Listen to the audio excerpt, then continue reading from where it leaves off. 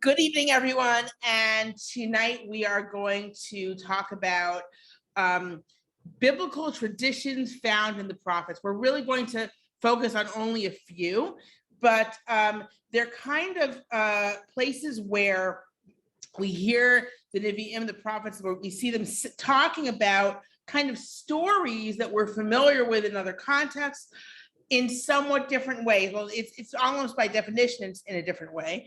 And we'll look at what does that mean and what does that kind of tell us, also in terms of how they're using the tradition, right?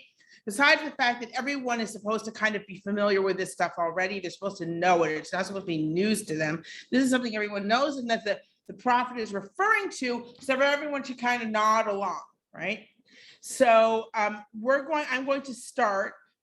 I will share my screen as usual. Let's see, here we are. We've got all of them up. Sorry about that. There we go. Okay, so we are going to start with Micha.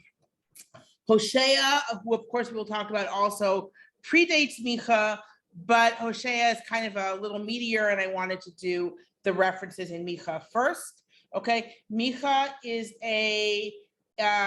more or less a contemporary of Yeshayahu, of Isaiah, right? So Micha's the guy who's saying the Assyrians are coming and we're all gonna die, right? Like that essentially, not really we're all gonna die, we're all gonna be conquered. He's in Judea, right? So I'm gonna remind you, we've said it before, but the Assyrian exile was the northern kingdom. It wasn't Judea. But Judea was hardly unscathed. They went through Judea. They wreaked tremendous havoc. That was the fall of Lachish. The fall of Lachish was important enough to make it onto the Assyrian palace, right? So that you would go into Assyria, you see this big depiction of the fall of Lachish. We barely know about it. It's kind of one of the places that Mika just kind of mentions. And the next stop was supposed to be Jerusalem. The next stop was Jerusalem. They go from Lachish to Jerusalem, right? And I mean, that we actually know from Yeshayahu. They go from Kings. They go from Lachish to Jerusalem, and the next thing supposed to be is to capture Jerusalem. Micha prophesies Jerusalem is going to fall, but Jerusalem does not fall. Miraculously, as it's reported in Kings. Historically, academics really try to kind of figure out what it is. In fact, the Assyrians, in their own account, the Assyrian king, his own account, says, I had him trapped, right? I had him trapped like a bird in a cage, and he gave me all this stuff and I left. It's like, well, why didn't you conquer him? Like normally what should have happened at that level of rebellion was that the city should have been conquered. Very possibly they were being attacked from another side and they had to take care of that. It's not clear, but certainly from a point of view of the Judeans in Jerusalem, it certainly seemed miraculous, regardless of what actually happened. Is the miracle that's reported in Kings, is that literally what happened? But of course, no historian is going to say that, right? Because it's a miracle, or it's also very unlikely. But certainly the way it's perceived, and I've talked about how Jeremiah has to deal with that later, this idea that Jerusalem cannot fall because God lives there. But that tells you just what a wreck Judea was, right? Right? Yeshayahu, Isaiah talks about it being like a hut in the middle of a field. That's the way Jerusalem is, because everything else around it is destroyed. And that's when Micha's prophesying. Okay, so here in this section, what we're talking about is God is saying, I've only done good things for you, and you are just sinning and worshiping other gods. Okay. I'm reading from Micha Vav Gimel. So that's Micha chapter 6, verse 3. Ami me asiti lecha ume heleticha anevi. Says, my people, what have I done to you and how have I exhausted you? Answer me. Like, how have I made you? What have I done to you? Ki haliticha meretz Mitzrayim umebet avadim piditicha veshlach lefanecha et Moshe, Aharon, uMiriam. Because I brought you up from the land of Egypt and I redeemed you from the house of slaves, and I sent before you to lead you, essentially, Moshe, Aharon, and Miriam. Now, this, of course, is one of these indications where what everyone knew is not what we would necessarily know if we just read through the account in Shemot, the account in Exodus, right? Because if I'm just reading through Shemot, if I'm reading through Exodus, I don't think Miriam is particularly important at all.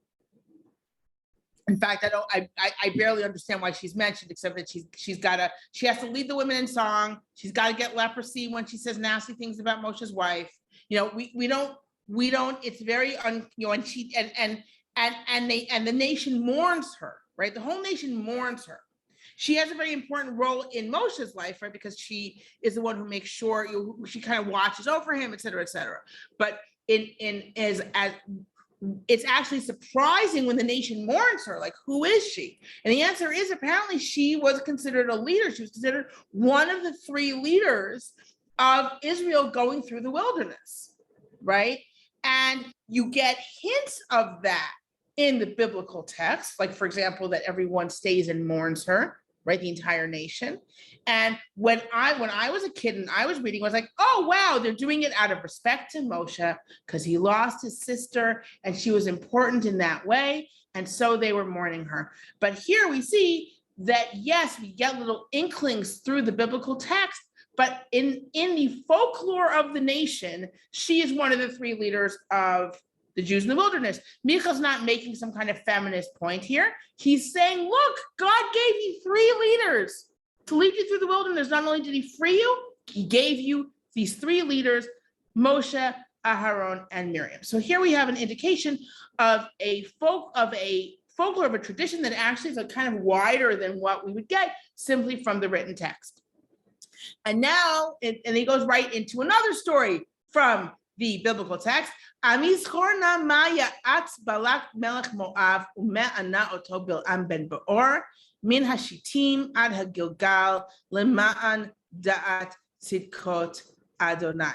So he says, my nation, remember what Balak, the king of Moab, wanted to do, essentially, and what Bilam, the son of Beor, answered him from Shittim to Gilgal, to know the kindness of God. Now, here it's not super clear what's going on. All right. So let's just take, like, I'm not saying that this isn't referring to the biblical tradition. We have what did Balak want Bilam to do? He wanted Bilam to curse Israel. Instead, Bilam blessed Israel. Okay. So that's something that's considered miraculous, that God switched things and he blessed it. Now, remember that in the biblical world, a curse means something and a blessing means something. A curse does damage and a blessing does good. So it's actual harm that was diverted here. All right. So and again, like it's I always quote to get the magic, I always quote the thing of don't curse. You're not allowed you can't curse a deaf man and you can't put a stumbling block before a blind man. Why? Because you're harming these people and they don't know it's you. You can do it and get away with it. So God has to give a special commandment not to do it, right? So the deaf man is going to be harmed by your curse, but because he can't hear, he won't know who did it, right? The same way the blind man is hurt by a stumbling block. So the idea is that this is actual harm that was diverted, right? And what is this min hashitim ad ha-gilgal? So either, I mean, they were camped in the Shittim afterward. That's when they were camped in Shittim. Gilgal is across the Jordan on the other side. So the general explanation of the traditional exegetes, right, of the traditional interpreters, is that God brought you into Israel, right? And God from Shittim, from that place until bringing you into Israel, God was just doing kindness. Another interpretation, and this actually was given by orally by Ibn Ezra to a student, right? Which is, despite the fact that you guys were sinning from Shittim to Gilgal, right? Because if you look at the reference in Bamidbar when this is happening, so right after the story of Bilam ben Beor, they sin with the daughters of Moab in Shittim, right? So I'm showing you here that reference in Bamidbar Chaf Hey Aleph, Numbers 25:1. Okay, Vayeshev Yisrael b'Shittim v'Yechel ha'am liznot el bnot Moab, right? The Israel dwelt in Shittim, and they started to fornicate with the daughters of Moab. Not only did they do that, they, of course, it wasn't just that they were being with them, they were also then, of course, sacrificing to their gods, right? In the full, with everything, and God gets angry. And that's considered the direct result or direct kind of aftermath of what happened with Balak and Bilam, right? That they couldn't get us with the curse. And then anyways, we had just been saved from this curse. And right away, the Israelites start fornicating and worshiping idols. Now, that same sort of language is actually used with Gilgal, which is what would help with this interpretation. In other words, if we say, what's the problem is that God saved you from Bilam, and then you sinned from Shittim till the Gilgal, from Shittim then to the Gilgal today, right? Why do I say from the to the Gilgal today? Because both Hosea and Amos, right, are talking about the Gilgal as a place of idol worship, right? So here's Hosea. This isn't the only place that he talks about the Gilgal, and they talk about it in the same context as that of harlotry, right? Of that of fornication and idolatry, right?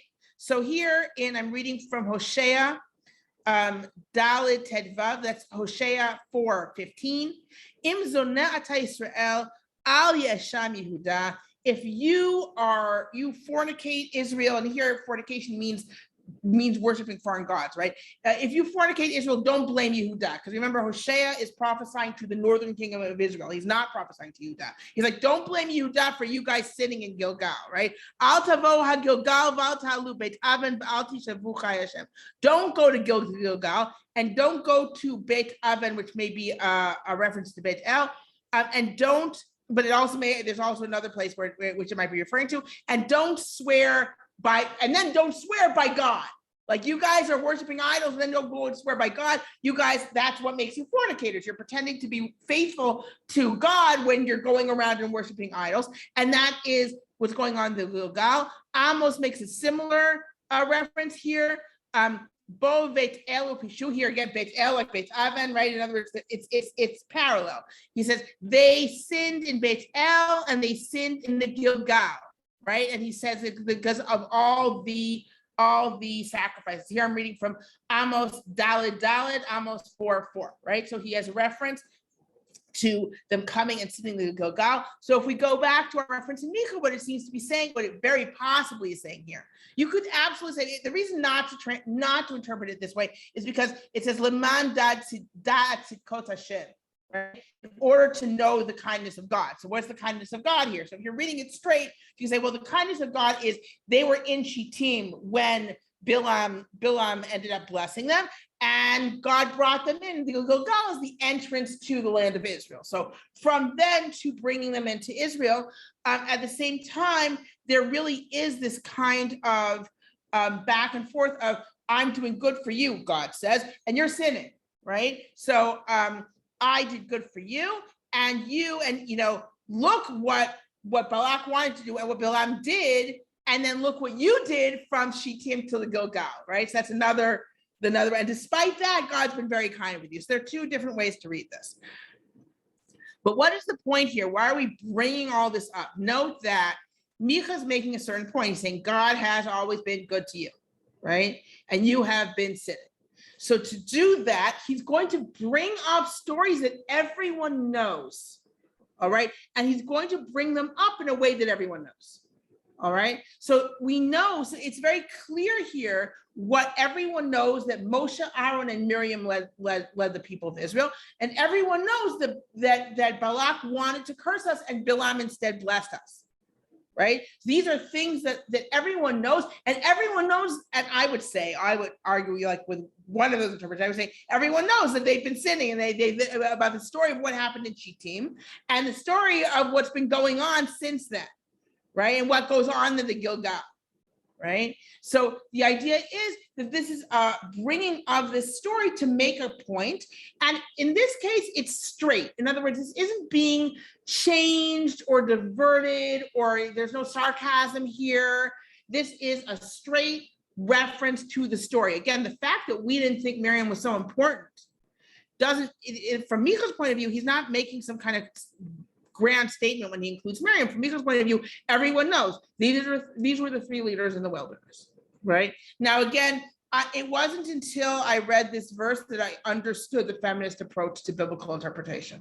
Like, I didn't get, like, I will admit, wasn't giving them, like, I wasn't reading books of feminist interpretation.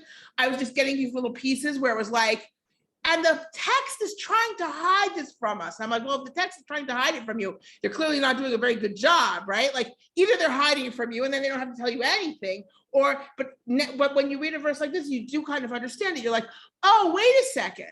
So if everyone thinks that Miriam is one of the leaders, that's why she's a surprisingly big deal when she dies, right? Which, like, why is she a big deal when she dies in the Torah when she doesn't do that much on the way there, right? Why is she the one who leads women in song? Where'd she kind of come from, you know? So it's, we're used to the midrashic interpretation, which really does build Miriam up, right? So we're used to coming from that rabbinic interpretation where Miriam really is important. So we're used to thinking of Miriam as important. She's the well, and she has all these other things. But if you just read the text of the Torah, it's a little weird the way she kind of pops up and disappears, and the way, like, she takes the blame for, you know, she and Aaron do something bad and only she gets leprosy. There's something else going on there. We don't, and we're not seeing it, right? So here we're seeing that there's a general tradition that Miriam is one of the leaders. Sorry that I'm kind of, I am a little bit attached to this because of my name, but it was eye-opening for me when I read this verse. Now let's move on to Hosea. Hosea actually takes these traditions and twists them. He takes things to say, yeah, you were thinking about it in one way, I'm going to talk about it in a different way, right? Now, always when you have these things, you're going to have an argument saying, oh yeah, but is this a tradition that's also portraying it in a negative way? I would argue that Hosea is making a point here, and that him twisting things actually helps him with his point. The fact that he's surprising people the way he is interpreting things, to my mind, makes it stronger. So let's go to Hosea Yud Bet, that's Hosea 12, okay? And here he's going to reference the story of Yaakov. Now I want to remind you, Hosea is speaking to the northern kingdom of Israel. The northern kingdom of Israel is very much aware of this. From Hosea's prophecy, one of the things he's dealing with is very much this idea that we are the chosen of God. We are the chosen of God. God's with us because of that, right? And we're the chosen of God. That makes us, you know, super special. Amos has to deal with that also, right? This is a thing in the northern kingdom. I'm not saying that Judea didn't have it, but it seems like, you know, with Judea, a lot of times the prophets are speaking in Jerusalem, and there are special things going on in Jerusalem where they're like, God lives here, right? With the northern kingdom, it's like, we are the chosen of God. So, you know, so hey, we can pretty much do what we want every now and then, worship God and worship other gods as we need to. Or in Amos's case, we are the chosen of God. So even if we oppress the poor, it kind of doesn't matter because we're doing really well, you know, we're very prosperous. So clearly we're right, and we are the chosen of God. Right, so that's an idea that they're fighting with. So if we take a look in Hosea, and I think we're going to read from the beginning of the chapter actually. So we're reading in Hosea Yud Bet, Hosea chapter 12.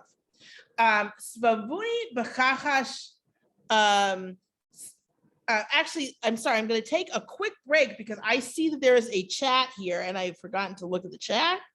Okay, here we are. So Danny and Libby say, Micha himself, judging from his name, came from Maresha, a neighboring city to Lachish. We don't know whether it was destroyed by the Assyrians before or after Lachish. We just know that, like Lachish, it was destroyed around that time. That's a very good point, and that would explain why for Micha, that is the story of the Assyrian invasion. There's the story of the Assyrian invasion is very much one of destruction and not of being saved, right? It's of disaster, right? Do we know whether Hoshea himself was from the northern kingdom? Hoshea does seem to be from the northern kingdom, yes. There's no indication that Hoshea is not from the northern kingdom, okay? As opposed to Amos, where we have indications that he is in fact from Yehuda. For Hoshea, there's no particular indication that he's from Yehuda. He doesn't seem to be arguing with anyone who's saying, oh yeah, you're pro-Yehuda. His concern is Israel, and that's where he seems to be from. Okay, so moving back to Hoshea. So again, we are reading Hoshea chapter 12, Parakut Bet. Svavuni v'chachash Ephraim u'v'mirma Beit Yisrael v'Yehuda od rad im el im k'toshim ne'eman. Ephraim is surrounding me with deceit, and the house of Israel also with another kind of deceit, with lying and deceit, I should say. And Yehuda is also it's not clear here. Is he saying that Yehuda is with God, or is it? It seems like Yehuda is still faithful. It's like Yehuda is still faithful, and Ephraim has gone off. Okay, Ephraim rodef kadim kol hayom. Ephraim is a shepherd of wind and always running after the east wind all day. Kazav v'shod yarbeh. He's going to have a lot of lies and destruction. Uvrit imashor yichrotu b'shemel mitzrayim yuval. And he's going to and essentially the northern kingdom of Ephraim is going to make a covenant with Assyria, and they send Egypt oil. Now, this is part of what Hoshea is dealing with. Is he's dealing with the rise of empire, and Israel doesn't know what to do. They're trying to. So they're like, do we ally ourselves with Assyria? Do we ally ourselves with Egypt? Those are the two big powers, right? And they're kind of hedging their bets here. Like, they're not faithful to anyone, right? They're just like, and that's part of this whole thing of shepherding the wind. They've got nothing firm. They may have made a covenant with Assyria, but then they're sending oil to Egypt, right? And here is again, V'rivla Adonai im Yehuda v'lifkod al Yaakov k'drachav k'malalav yashiv lo. And so here it sounds like Yehuda is not doing well. So you could read Od Rad Im El that Yehuda is not doing, is kind of rebelling against God, but then it doesn't make sense to be Im Kedoshim Ne'eman, and he's loyal to the holy ones.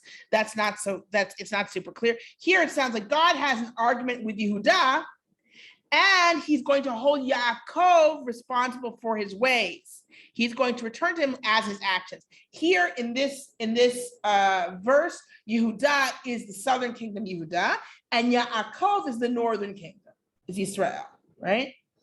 And now he's going to talk about Yaakov, right? He's going to give Yaakov back for his deeds, right? What are his deeds? Now, this is not really, he's not actually saying that Yaakov sinned here. He's like, okay, Yaakov, in other words, the northern kingdom is going to get paid back for its deeds, which are bad. Now he's going to retell the story of Yaakov. Because remember, they're like, we come from Yaakov, we're the chosen of God. He's like, okay, let's talk about Yaakov. What did Yaakov do? Okay.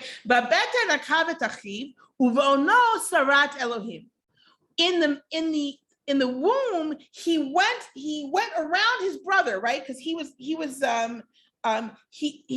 was trying to get around, right? Around his brother, right? To hold on to his ankle. Uvono sarat Elohim, and when in his strength he fought with I think a godlike being is the right translation here. He fought with a god angel, right? With God, but like an angel, really. So like Elohim here really does mean an angel. It does mean a godlike being. So this is his nerve. This is the nerve he has. He's still in the womb and he's fighting with his brother. And then once he's grown up, he fights with an angel. This guy has zero, limits. Okay, he's not gonna keep his mouth shut when he needs to, sort of thing.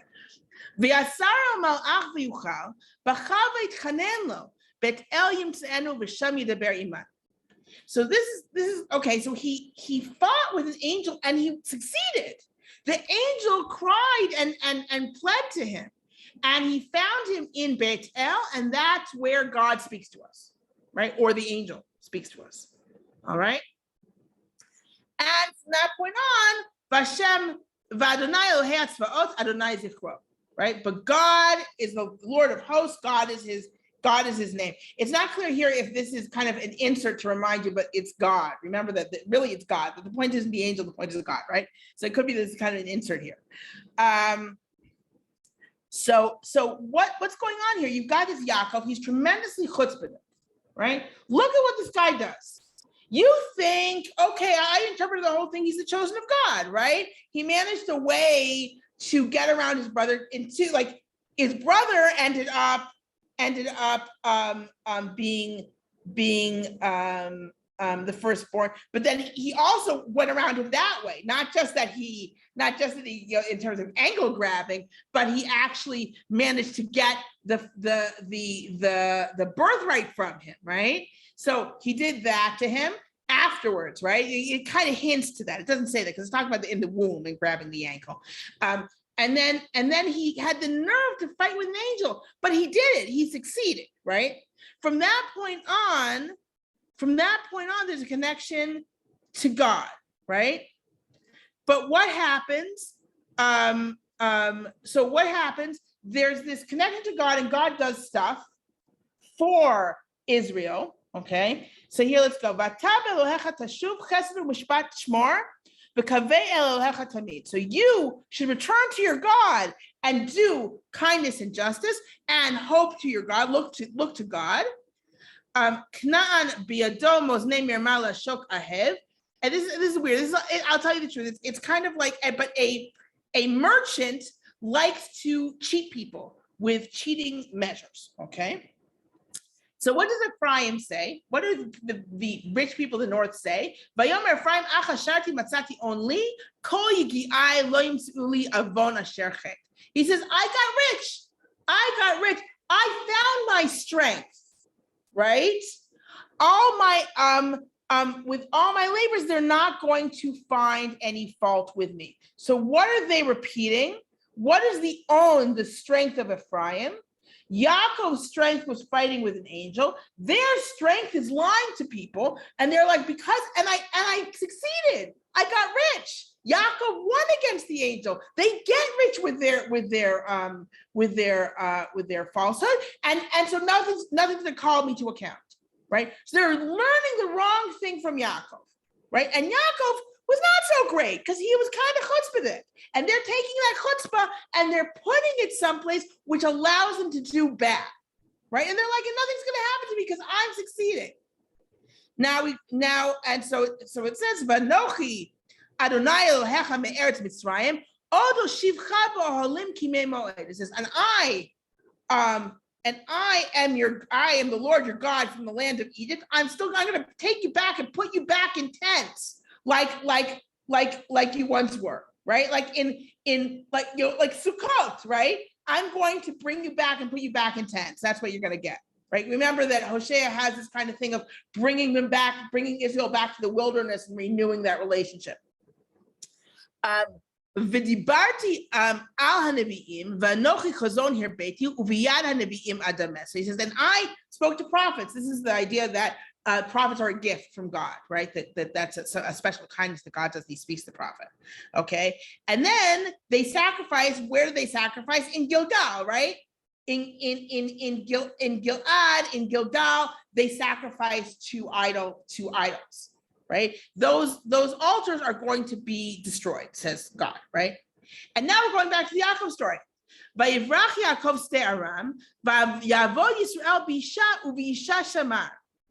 And Yaakov fled to the field of Aram, and he worked for a woman, and he kept sheep for a woman. Uvenavi hela Adonai Yisrael miMitzrayim, uvenavi nishmar. And with a prophet, God brought Israel up from Egypt, and with a prophet, Israel was guarded. So what is there seems to be kind of a denigrating of Yaakov, even though it seems to be just kind of doing it through similar words. Like logically, it doesn't work very well. But the idea is Yaakov fled to Aram. There he was essentially in exile, right? Israel was in Egypt in exile. Yaakov watched for a woman, right? A woman. Again, in general, these prophets are usually not big feminists. This is not meant to be a great thing. He's like, oh, this is what Yaakov did. Yaakov watched sheep for a woman. God brought you up out of Egypt and made sure you were watched by a prophet, right? So God, you could say there's a parallel there that Yaakov watched for a woman and God brought, but it seems like the parallel is Yaakov was petty and God didn't care that he was petty. He still brought you up out of Egypt, right? Look at Yaakov. The point is not just to denigrate Yaakov, okay? That's I think an important point here. The point is not just to denigrate Yaakov. The point is they have this idea that because we are descendants of Yaakov, chosen of God, we can do whatever the heck we want, right? We can do whatever we want. And the answer is no. Yaakov was actually pretty chutzpahdik. He did things that weren't so amazing, right? But God has been really good to you, and you're still being chutzpahdik, right? This is what you got from Yaakov. You got this chutzpahdik thing that you did. Now, yes, Yaakov succeeded. He succeeded against an angel, and then he turned to God. You succeed by cheating, and then you think God's not going to get you, right? You're coming from the same place, but you're doing the wrong thing. So it's not that Yaakov is evil. It's that look what you're drawing from Yaakov. What you're taking from Yaakov is the wrong thing, right? And Yaakov wasn't so great. Don't think Yaakov's so amazing. That's enough. We are descendant of Yaakov. That's all we need. It's not enough, right?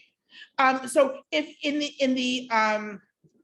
the continuation of the chapters, there are other references to the story and kind of certain veiled certain references that people are supposed to kind of pick up on to leaving Egypt and going through the wilderness, right? So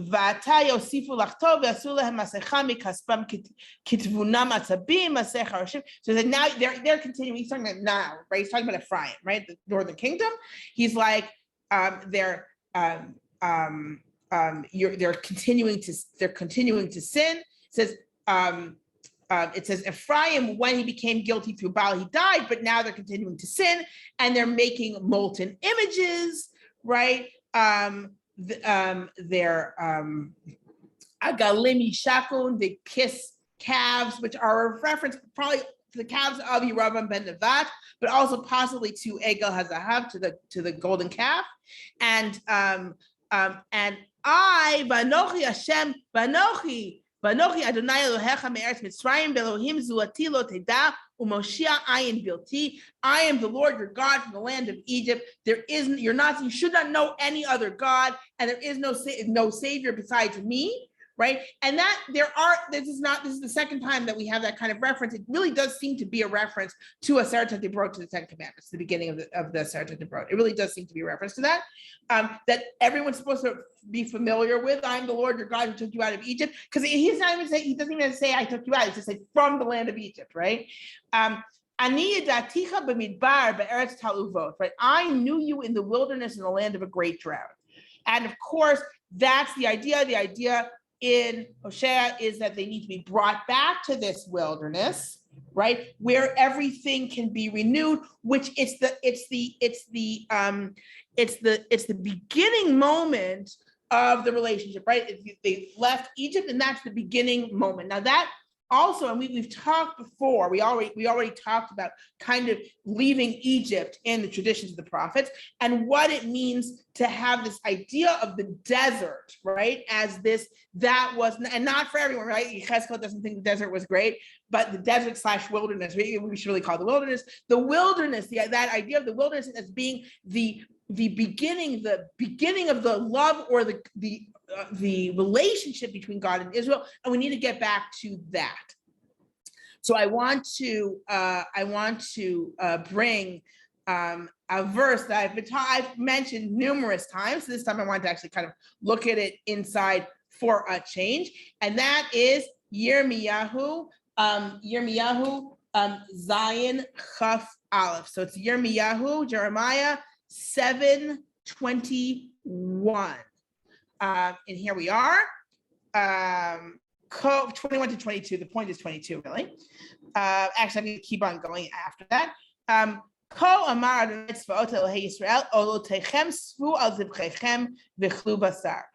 God says, add your olot. I'm going to explain this in just a second. Add your olot to your regular sacrifices and eat meat. What does he seem to be saying? You're bringing an olah is a burnt offering that's completely burnt, right? The word Holocaust comes from the word for the completely burnt, right? Holocaust, right, means burnt. Holocaust is completely burnt. So sometimes in the old translations, old biblical translations, you'll see an olah translated as a Holocaust. It's always very kind of jarring when you see that. But an olah is a sacrifice that's completely burnt. You eat nothing. You get to eat nothing from an olah. Now, other sacrifices you can eat from.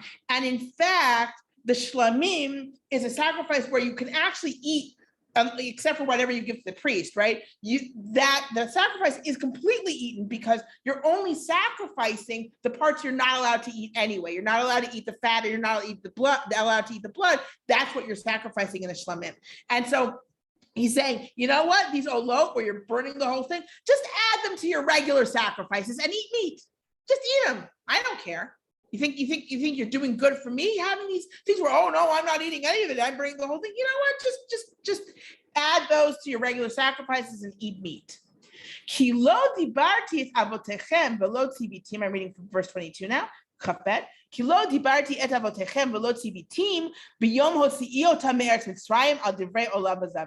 Because I did not speak to your forefathers, and I did not command them on the day that I took them out of Egypt on matters of whole offerings and sacrifices. But this is what I commanded them, saying,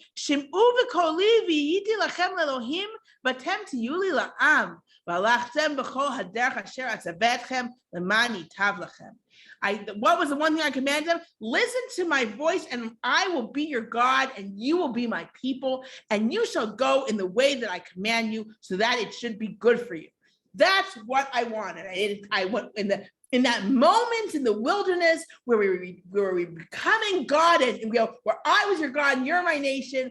The whole point was that was the point, not sacrifices, but for you to listen to me and to do what I tell you, so that it will be good for you.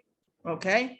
Now, what I love is, of course, so if you read the Torah, were we commanded about sacrifices in the wilderness? Yes, of course we were. Yes, of course we were. Okay. So what is the point here now? So of course you're going to have some people say, well, Yirmiyahu doesn't know that. He doesn't know that. He doesn't know those parts of the Torah. He doesn't know it. Whether or not he knows it, it's not in the forefront of his mind, because it's not super important to him that sacrifices were commanded in the desert, because they're not quite the same sacrifices anyway. The sacrifices, like, in other words, if you read in Vayikra, if you read in Vayikra about sacrifices, so you have that whole rule where you have to sacrifice all the meat you eat, right? So any meat that you eat, you have to bring a shlamim sacrifice for. That's the way it is in Vayikra and Leviticus. Whereas that's essentially canceled in Dvarim and Deuteronomy. But so it's not, and certainly not top of mind for Yirmiyahu, but at the same time, that's not the point. That's not what he's saying, right? What he's saying is, when God's like, now we are creating the covenant between us, is that in the desert, in the wilderness, is that what God commands them? No, God gives commands that have to do with the relationship with God and the relationships between people, not about sacrifices. Are the Aseret Dibrot, the 10 Commandments, about sacrifices? No. The point of the relationship between God and people does not center on the types of sacrifices you give. It centers on listening to what God says, listening to God's commandments, and doing and acting correctly, right? That is the point. Now you can argue about what was Yirmiyahu thinking when he said it, and also what his audience was clearly not supposed to say, but wait, God did give us those commandments in the wilderness, right? That's not supposed to be the answer. The answer is, oh, right? But I think what everyone is thinking when he says this, everyone is thinking about Horeb and the Ten Commandments, right? That's what you're thinking. When you say, what did God give us in the wilderness? Now, we're all used to reading Parshat HaShavua, right, every week, and Rashi and all this stuff. So we'll be like, oh, Mishpatim and Paraduma and all these different things that you learn about. But someone who's not reading Torah every week, right, is going to think, what did God give us in the wilderness? The Ten Commandments, more or less, right? That's more or less what they're going to think about. Shabbat is going to be a big thing, right? But it's part of the Ten Commandments. But like, that's what God gave us in the wilderness. All these sacrifices are given us, said at different points. They're not going to say, oh, the sacrifices don't come from God at all. But they're not going to, but when Yirmiyahu says that, he's like, what are we thinking of that God gave us in the wilderness?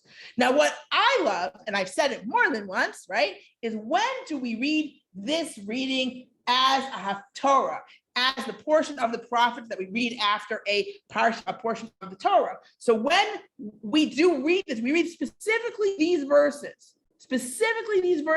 we read as a Haftara after a Parsha, after a section of the Torah, after which section? Tzav, where we get the sacrifices, right? Right? In other words, we read a whole Parsha of sacrifices in the desert, and then we read Yirmiyahu saying, did God command you about sacrifices in the desert? No, right? This is, okay, so this is classic, right? This is, I love this, okay? So first of all, because this is to point out to you, you must deal with this contradiction. You cannot get away from it. You can't not know about it. You have to see it. You have to have right in front of your face, you have commandments about sacrifice in the desert, and then Jeremiah saying, no, there were no commandments. And then you're like, well, how do I understand this piece of Jeremiah? And you have to understand it the way that I just explained, right? But of course, I'm not saying exactly the way I just explained. It's not like, this isn't like, no one's like, oh, well, ask Miriam and now you know, right? No, but I'm not saying that. But what I am saying is you have to understand it as Yirmiyahu was saying, that wasn't the important thing. That wasn't the main thing. And it's still not the main thing. And if you think about what God told us in the wilderness, that's not what you're thinking about, right? And that's true. And the juxtaposition of the portion in Vayikra, in Leviticus, that's talking about, and it starts with Tzav, it starts with command Aaron, right? So you've got that linguistic parallel. It says, command Aaron and his sons, this is the law of the whole offering, of the whole burnt offering. And Yirmiyahu says, Lo dibarti et avotechem v'lo tzivitim, I didn't command them. It's the same root. This is on purpose, guys. It's on purpose, the juxtaposition. The juxtaposition is much, much later, right? This is what we're talking about when we're Haftarot kind of decided on. So let's say the 600 CE, much, much, much, much later. I'm not saying this is like early. But the point is, the point is, it's juxtaposing these things so that you have to say, wait, what? What? I just read I had to sit through all these of these sacrifices, and now you've got Yirmiyahu saying, no, it wasn't. The point, he says two things. So on the one hand, you need to know when Yirmiyahu is saying that, he's clearly speaking in terms of what's the important thing, what's the basis of the covenant, what did God really care about us knowing, right?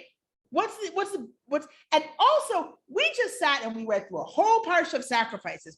The important thing is how we behave still. Yes, the sacrifices, but only in addition to doing what God commands in other areas, right? And that's what's meant in a much, much later tradition, of course, in the much later rabbinic tradition that's setting Haftarot for the Babylonian Parsha. So, the Babylonian set reading, this is that great juxtaposition. So I wanted to kind of end with that in terms of where we can see that someone's drawing from a tradition or seems to be contradicting a tradition, and then where the rabbis are not hiding this contradiction in any way, and we have to deal with it. It actually reminds me a little bit, and I'm going to stop the share, and I see there's some comments, so just a second. It reminds me a little bit when I was, when I would go to Shabbat meals with more yeshivish people, and a lot of times at the Shabbat table, there were certain contradictions that were brought up that at a modern Orthodox table, they wouldn't talk about that way. Because when you're aware of biblical criticism, you're like, oh, we can't talk about that contradiction because it's like biblical criticism.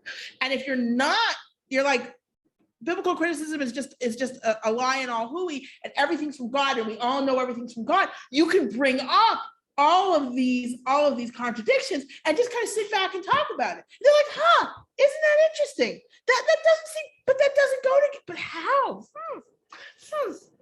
And I'm like, and it's the sort of thing that where people are coming from, like knowing biblical, they're not going to bring that up because they're like, like, oh no, it's sacrilegious. But for if someone's like, okay, I'm just taking everything as a given, it's not sacrilegious. It's just like, this is a quandary. How do we deal with this, right? And so here, in terms of bringing the Parsha and the Haftara that way, it puts it right in front of your face to say, oh, this is the only way to understand Yirmiyahu, that he's kind of putting the spotlight on something else than what we just read, right? And that's an important spotlight. So I'm just going to go and quickly read your chats.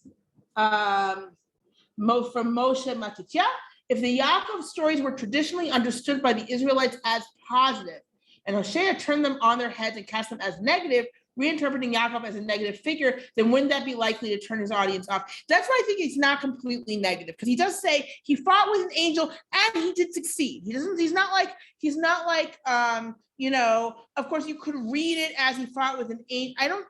You can read it as he fought with the angel and the angel won and Yaakov begged, right? I think you can read it that way. I have to go back. I think some people want to read it that way. If you read it as he succeeded, but I think the idea is that he succeeded. In other words, that Yaakov had a certain amount of chutzpah. He wasn't an angel. He did succeed and he did connect to God, right? And you're taking the wrong thing. You're taking your chutzpah from him and not the other stuff, right? So I think that's the point. And I think the whole point was trying to shock people out of it. It's the same way when Amos says you're like Nubians. I don't care about you. God doesn't care about you. What you're going to say, God, it's not going to turn people off. It's to shock them out of this kind of complacence that they're in. They're in this kind of complacence of, well, we're descended from Yaakov. We're the chosen of God. We can do this. And after all, we're succeeding. Nothing's going to happen to us. And Hosea wants to shock them out of it. Okay. And that's something that Hosea does and Amos does. And, and that's and again, he doesn't say Yaakov's some kind of wicked person. He's just saying this is stuff that Yaakov does. I'm showing you that it's not so great. It's not 100% amazing. And it shows how nice God has been to you. Daniel Libby say, unless you argue that the writings of Hosea and Micha and Yirmiyahu and many other Nevi'im prophets were edited long after their time, and the stories from the Chumash put in their mouths, which sounds rather far-fetched, that would seem to counter the arguments of many secular scholars that the stories of the Chumash, if not the actual text itself, is more ancient than they suggest it is. Okay, so what I'm familiar with is people who those who don't say the whole thing is an addition that was created in the Second Temple period. Because yes, there are those who say, well, this thing was edited so late that it could be anything, right? But for those who don't say that, so there's always an argument of, are they reflecting a story that's told, like an oral story that everyone knows about, or are they reflecting the text, right? And so there are arguments that they're reflecting the text, and you can point to certain linguistic parallels. Not always, but frequently. Like, so for example, you have that Anochi Hashem that's going on in Hosea that I think is clearly reflecting the Ten Commandments. Like, it's very clear. Yeah, I'm the Lord your God from Egypt, right? Like, what a weird way to say it, unless you have the Ten Commandments echoing in your mind. So that would be an example of a linguistic parallel. And then, so some point to linguistic parallels, there aren't always such strong linguistic parallels. So for example, when Micha says, oh, they're led forward from Moshe, Aaron, and Miriam, they'll say, well, yeah, there was everyone, this was part of the tradition, but you can't, how can you show that it was written down? So for the writing down, you need to point to linguistic parallels. For the, to know that these were traditions, everyone agreed, it's hard to read, especially Hosea, like it's hard to read the prophets and not know that, for example, the Exodus was unbelievably central, and all the Israelites, Judahites, everyone knew this and agreed that it happened, and this was a basic part of the whole story of the nation, right? Like you can't like I don't know how you could argue that that wouldn't be so. But then there's the argument of when was the written text is a different argument, which again people have made. In other words, they pointed to linguistic parallels and said, look, it's clearly referring to a text here. And also, so and then of course, you know, like so many, so what that gives you, it gives you a ceiling, but it's not that early. It's not that early. I mean, it is interesting how Hosea reflects these. It's an earlier. It depends. Again, there's absolutely school that says everything is edited thing from the Second Temple period, right? And once you do that, it's like, okay, forget it. Like it is. I am super biased in this, but I have to say, when I read stuff from that school of thought, it does sometimes feel like I'm going into Bizarro World, because they have to explain all sorts of things that you don't need to, there aren't a problem if you're like, okay, it was written closer to the time, you know? They're like, well, how do they know about mitzvah? The mitzvah didn't, well, what was there in mitzvah? Like, they have these issues, and how was it done, and how was it transmitted, and who's like, it gets very, but then as soon as you get into scribal transmission, anyway, you end up having to do a lot of guesswork. You mean like the Copenhagen school? The Copenhagen school, yeah. The Copenhagen school drives me crazy, and they post-date everything, and I can't speak for all of them, but some of them don't have the language. Like, in other words, if you had a feel for the language, you would see this is not Second Temple language, and you know. And there are certain cases. There was someone from the, I won't name him, from the Copenhagen school, and there was a place where he actually destroyed. He was doing it. He did an anchor Bible volume. I think it was Yirmiyahu of Jeremiah. I think, but now you'll know who it is. But anyway, he changed a verse because he didn't get it, and he totally destroyed the parallel. There was a parallel in the verse. There was a structure to the verse, and he destroyed it because he didn't understand it. And he's like, yeah, it's like this in this verse and in the Septuagint and at Qumran, but I think it's an emendation. I'm sorry, but am I reading Jeremiah or am I reading you? You know, but my professor, Mark Smith, he was once at, he had a very dry sense of humor. And he was at a conference where someone from this school was kind of giving a presentation and explaining how some passage in some biblical passage was very late. And my professor was a bit kind of a linguist. He said, that would explain all the Aramisms, in his very dry, that would explain all the Aramisms in the passage, thinking that the guy would pick up that he was being sarcastic. And the guy's like, oh, are there Aramisms in the passage? He's like, no, there are no Aramisms in the passage. Right, but he didn't mean to like call. He thought he would pick up on the sarcasm, but you know, and so this is a problem. But so I am, of course, a bias in this. To me, it really does seem like they're all drawing from, in certain cases, common story narratives, and in certain cases, actual texts that are echoing in people's minds. Right. I mean, you know, so, and you can distinguish between those, but I think that just what prophets are able to draw from, and what they're able to, and they can, by subverting it, they can do things as well. and they can try to reach a goal by subverting what everyone knows or simply calling what everyone knows. And I think that is the power of having these joint narratives and joint cultures and things that everyone can draw on, because when you recognize it, you have this little aha moment and it brings you closer to what the speaker wants to say also, which is a tremendous thing, especially can you imagine a prophet who's trying to convince some people of something that they really don't want to hear.